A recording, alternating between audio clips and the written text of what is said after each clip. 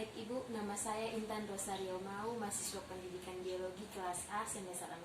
Jadi ini adalah video pembelajaran untuk memenuhi tugas mata kuliah micro teaching. Baik, selamat siang anak-anak. Apa kabar kalian hari ini? Oke, baik, sebelum kita memulai pembelajaran kita hari ini, Ibu minta salah satu dari kalian untuk memimpin doa. Oke, baik, terima kasih kepada adik yang sudah memimpin doa. Di sini sekarang Ibu akan mengecek kehadiran kalian. Ketua kelas, mana siapa-siapa yang tidak hadir? Oke, terima kasih. Nah, anak-anak, di sini Ibu mau bertanya, anak-anak pernah lihat orang bangun rumah? Nah, kira-kira rumah itu terbuat dari apa-apa saja?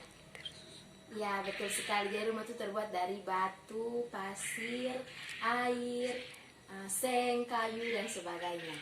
Nah, kemudian di dalam rumah itu ada ruangan-ruangan seperti ruang tamu, ruang TV, ruang makan, ruang tidur, WC, dapur, dan sebagainya. Nah, jadi di sini Ibu mau mengibaratkan rumah itu adalah sebuah sel di dalam tubuh kita. Jadi rumah itu adalah sel dalam tubuh kita. Kemudian batu, kayu, pasir, dan sebagainya tadi penyusun rumah, itu adalah komponen penyusun dari sel dalam tubuh kita. Nah, sedangkan ruang-ruang yang ada di dalam rumah itu diibaratkan sebagai organel-organel di dalam sel. Jadi pada hari ini kita akan belajar tentang sel. Nah, jadi kompetensi dasar yang akan kita capai pada pertemuan kita pada hari ini yaitu menjelaskan komponen kimiawi penyusun sel, struktur, fungsi, dan proses yang berlangsung di dalam sel sebagai unit terkecil penyusun makhluk hidup. Nah, tujuan pembelajaran yang akan kita capai ada dua. Yang pertama, menjelaskan komponen penyusun sel. Yang kedua, menjelaskan struktur dan fungsi dari sel tersebut. Nah, jadi anak-anak ada yang tahu apa itu sel? Ya, jadi sel adalah unit terkecil struktural dan fungsional penyusun tubuh makhluk hidup. Jadi, sel ini mempunyai organel-organel yang dimana fungsinya itu berbeda-beda. Nah, anak-anak, jadi sel itu berasal dari kata selula yang artinya ruang kecil. Nah, sel ini pertama kali ditemukan oleh Robert Hooke yang dimana dia meneliti sayatan gabus di bawah mikroskop. Nah, Robert Hooke ini melihat bahwa sayatan gabus tersebut tersusun atas ruangan-ruangan kecil. Jadi, Robert Hooke memberi nama ruang-ruangan itu adalah sel. Nah, seperti yang tadi Ibu jelaskan bahwa sel ini mempunyai komponen-komponen kimia. Nah, komponen kimia ini pastinya penting dalam untuk membangun proses dalam tubuh. Sel dalam tubuh kita ini bekerja sama untuk membangun kualitas tubuh kita masing-masing. Jadi, komponen-komponen kimia yang menyusun sel antara lain ada air, elektrolit, protein, lemak, dan juga karbohidrat. Yang pertama ada air. Nah, air ini terdapat di dalam tubuh kita sebesar 70-85%. Nah, zat-zat atau vitamin-vitamin yang dapat melarutkan air diantaranya itu ada vitamin B dan juga vitamin C. Nah, yang kedua ada elektrolit. Jadi elektrolit ini merupakan salah satu yang penting dalam sel karena memiliki beberapa unsur yang juga penting yaitu ada kalium, magnesium, fosfat, bikarbonat, natrium, klorida, dan juga kalsium. Nah, yang berikutnya protein. Anak-anak tahu apa itu protein? Ya, jadi protein itu merupakan komponen kimia penyusun sel yang jumlahnya itu paling banyak. Jadi protein itu jumlahnya itu paling banyak di dalam sel. Nah, protein ini tersusun atas beberapa unsur. Nah, unsur-unsur tersebut yaitu ada unsur C, unsur H, dan juga O serta unsur N. Nah, di dalam protein itu mengandung sekumpulan asam amino. Nah, 1 gram protein itu sama dengan 4,1 kalori. Yang berikutnya lemak.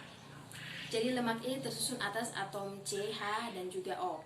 Nah, di dalam lemak ini mengandung asam lemak dan juga gliserol.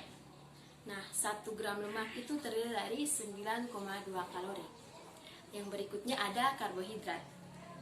Nah, karbohidrat ini tersusun atas atom-atom C, H, dan juga O. Jadi karbohidrat ini dibagi menjadi 3 macam, yaitu ada polisakarida, disakarida, dan juga monosakarida. Nah, anak-anak, yang berikutnya kita masuk pada struktur dan fungsi sel.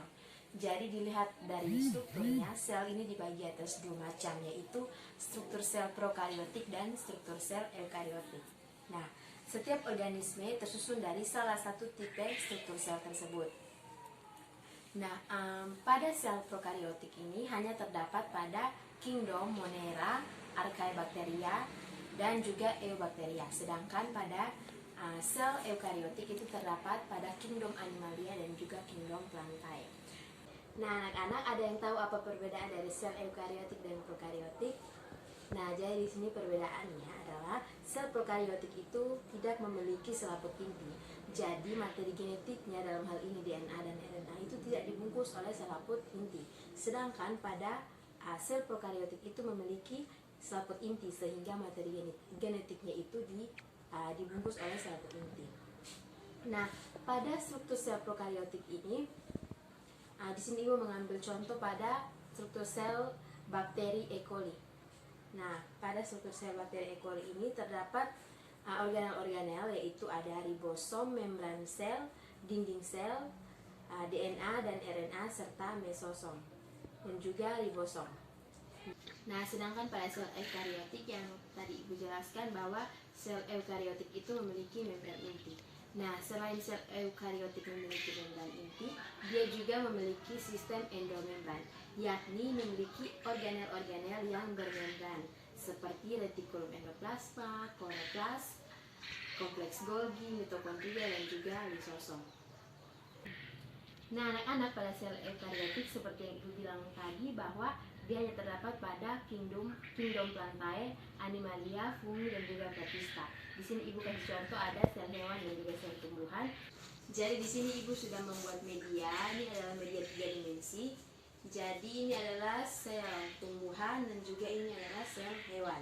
Jadi anak-anak, pada sel tumbuhan dan juga sel hewan terdapat organel-organel penyusun sel, di mana organel-organel ini memiliki struktur dan fungsi yang berbeda. Nah, ini pada sel tumbuhan ini terdapat organel-organel, yaitu ada yang pertama kloroplas, aparatus Golgi, ribosom, membran plasma, dinding sel, vesikel Golgi, vakuola, retikulum endoplasma halus dan kasar, mitokondria, nukleolus dan juga sitoplasma.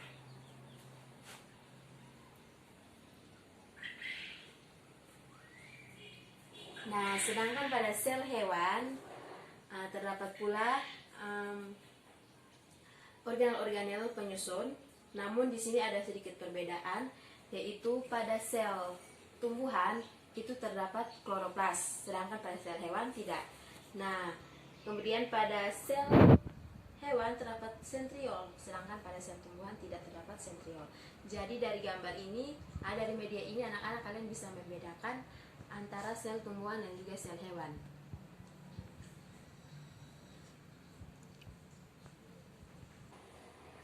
Jadi anak-anak, di sini Ibu tidak akan menjelaskan terlalu lama karena nanti kalian akan berdiskusi. Jadi Ibu hanya akan memberikan intinya bahwa sel hewan dan juga sel tumbuhan memiliki organel-organel, namun ada perbedaannya, di mana pada sel tumbuhan terdapat dinding sel, namun pada sel hewan tidak terdapat dinding sel. Kemudian pada sel tumbuhan terdapat kloroplas, sedangkan pada sel hewan tidak. Kemudian sel tumbuhan memiliki vakuola, namun pada sel hewan tidak memiliki vakuola. Dan sel tumbuhan memiliki plastida, namun pada sel hewan tidak memiliki plastida. Sedangkan pada sel hewan memiliki sentriol dan juga sentrosom, namun pada sel tumbuhan tidak memiliki sentriol dan juga sentrosom. Oke anak-anak, sampai sini ada yang mau bertanya? Oke, kalau begitu kita akan lanjut pada sesi diskusi. Jadi di sini Ibu akan membagi kalian dalam 8 kelompok. Nah, masing-masing kelompok itu terdiri dari 4 orang. Jadi tiap orang dalam kelompok akan diberikan materi yang berbeda. Nah, orang pertama itu dia akan mendapatkan materi komponen kimia penyusun sel. Nah, orang yang kedua akan mendapatkan materi struktur dan fungsi sel. Kemudian orang yang ketiga akan mendapatkan materi tentang perbedaan sel prokariotik dan eukariotik. Sedangkan orang keempat akan mendapatkan materi tentang perbedaan sel hewan dan juga sel tumbuhan. Jadi kelompok ini Ibu namakan kelompok asal. Jadi ada kelompok asal 1, 2, 3 hingga sampai kelompok asal 8. Kemudian orang yang mendapatkan materi yang sama akan Ibu bagi lagi ke dalam kelompok yang baru. Nah, kelompok yang baru ini Ibu namakan kelompok ahli. Jadi misalnya orang nomor 1 mendapatkan materi komponen kimiawi penyusun sel. Dia akan bergabung dengan kelompok orang yang sama yang mendapatkan materi yang sama di kelompok yang berbeda. Jadi mereka akan bergabung bersama. Materi yang satu gabung dengan kelompok yang lain, materi yang kedua begitu pun seterusnya hingga materi yang keempat membentuk kelompok ahli. Nah, kemudian kelompok ahli akan mulai berdiskusi sesuai dengan materi yang sudah dibagikan. Setelah mereka berdiskusi, mereka kembali ke kelompok asal. Kemudian mereka menjelaskan lagi materi yang sudah didiskusikan tadi di kelompok ahli, dijelaskan ke kelompok asal mereka, kepada anggota kelompok yang lain supaya dapat dimengerti. Nah, anak-anak, sampai di sini kalian paham? Nah, setelah itu kalian akan melakukan presentasi. Jadi hasil diskusi kalian tadi akan dipresentasikan di depan kelas. Jadi misalnya kelompok 1 maju untuk diskusi untuk presentasi, maka kelompok yang lain siap untuk menambahkan atau bertanya atau mau menyanggah. Baik, Ibu kasih waktu kalian untuk berdiskusi selama 20 menit. Kemudian Ibu akan membagikan LKPD dan kalian mengisi soal-soal sesuai dengan materi yang sudah Ibu bagikan tadi. Oke, baik anak-anak, waktu kalian sudah selesai untuk berdiskusi. Sekarang waktunya untuk presentasi. Baik, jadi Ibu panggil kelompok 1 untuk maju untuk presentasi. Oke, baik, terima kasih kepada kelompok-kelompok yang sudah mempresentasikan hasil diskusi kalian.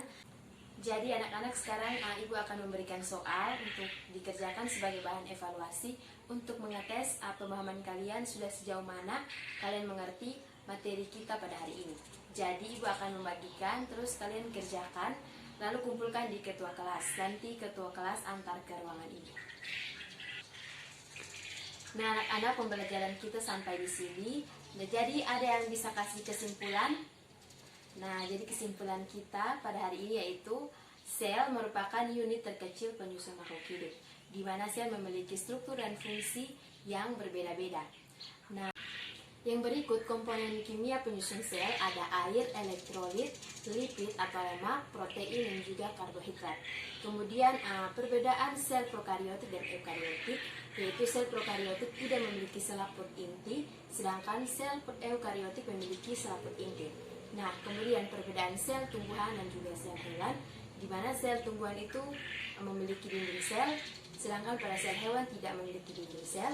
Pada sel tumbuhan memiliki kloroplas dan vakuola, sedangkan pada sel hewan tidak memiliki kloroplas dan vakuola. Nah, pada sel tumbuhan memiliki plastida, sedangkan pada sel hewan tidak memiliki plastida. Kemudian pada sel hewan memiliki sentriol dan juga sentrosom, sedangkan pada sel tumbuhan tidak memiliki keduanya. Jadi anak-anak, sekian pembelajaran kita pada hari ini. Ibu minta salah satu dari kalian untuk memimpin doa.